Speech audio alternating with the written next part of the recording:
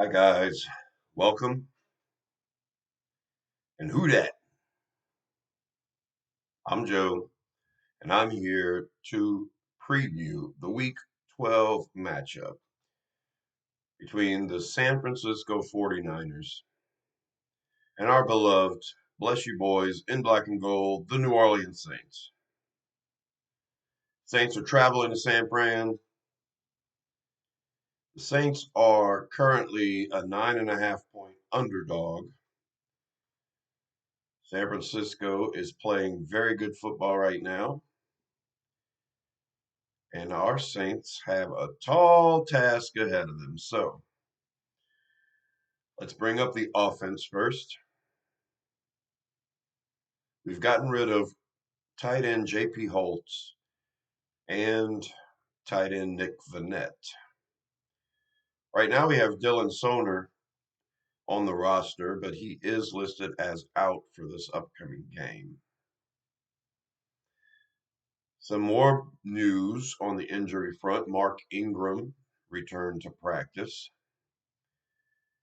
And also, last week, Andres Pete was dressed out, but he didn't start, so he's still struggling with that pectoral issue. But I'm assuming he'll practice this week and perhaps even start this week. So the offensive line will have a piece back. James Hurst, I'm expecting, will be back. He was under a concussion protocol last week, and he didn't start. Our offensive line was so beat up last week, and I said it would take a miracle. And it was the offensive line playing way above their talent level and a great game plan, which enabled the Saints to win with such a depleted line last week. So this week we have a much more stout defense that we're going up against. San Fran's good, but on their defensive line in the middle, both their starting defensive tackles have been out. The backups have been doing okay. And San Fran has shut out their last three opponents in the second half. So they're playing well.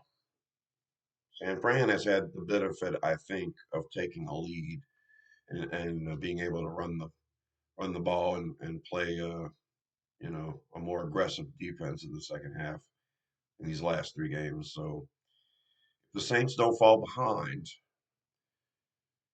we might be able to manage to stay in this one. I'm assuming Dalton's going to start again. Other than that, David Johnson's still on the practice squad. He'll probably be brought up as our fourth runner. So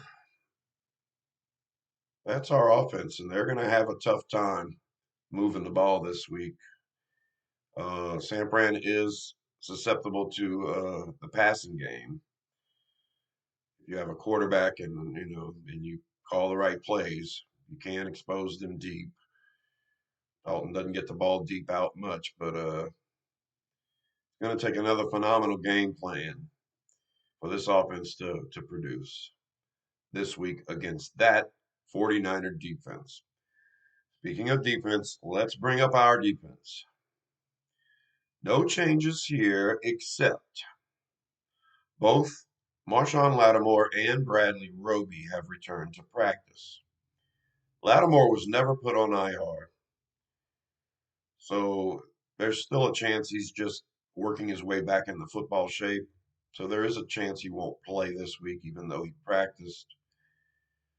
Roby, on the other hand, is still on IR, and he has 3 weeks from the time he starts practicing to be placed back on the active roster. So as of this very second, Bradley Roby is not listed here, but he is practicing.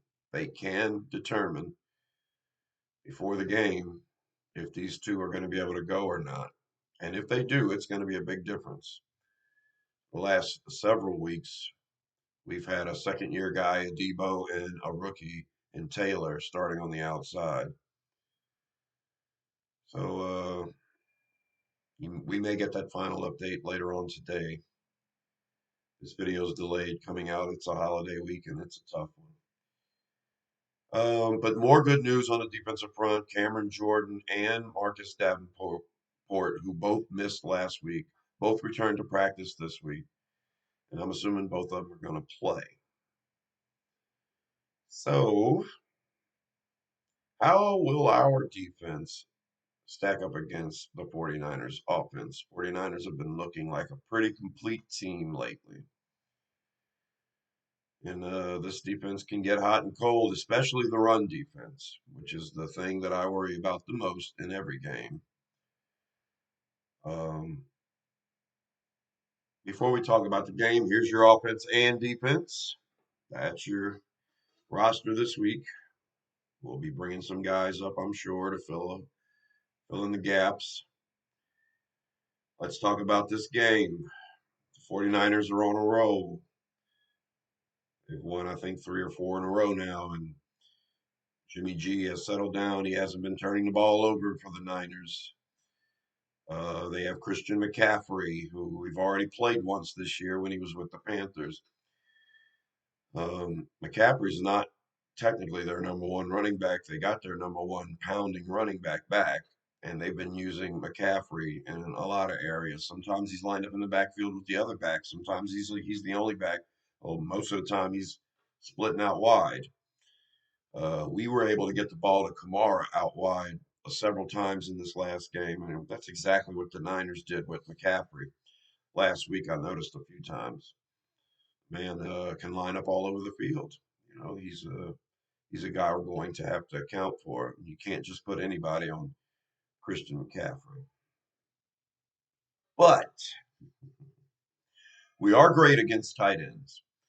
George Kittle is, in my opinion, probably their biggest X factor outside of McCaffrey. You know, their wide receivers are good. Deebo Samuel and Brandon Ayuk. They're smaller guys, but they play physical and they can line up all over the field and they can be a mismatch if you don't have speed on the outside. Uh, you put McCaffrey out there too, and it's going to be hard to cover these guys. But Jimmy G is a hot and cold kind of guy. Right now he's playing hot, and I tell you, if I had my choice between going up against Jimmy G or Trey Lance with this Saints team, I'm happy we're going against Jimmy G. He's more of a stand in the pocket guy.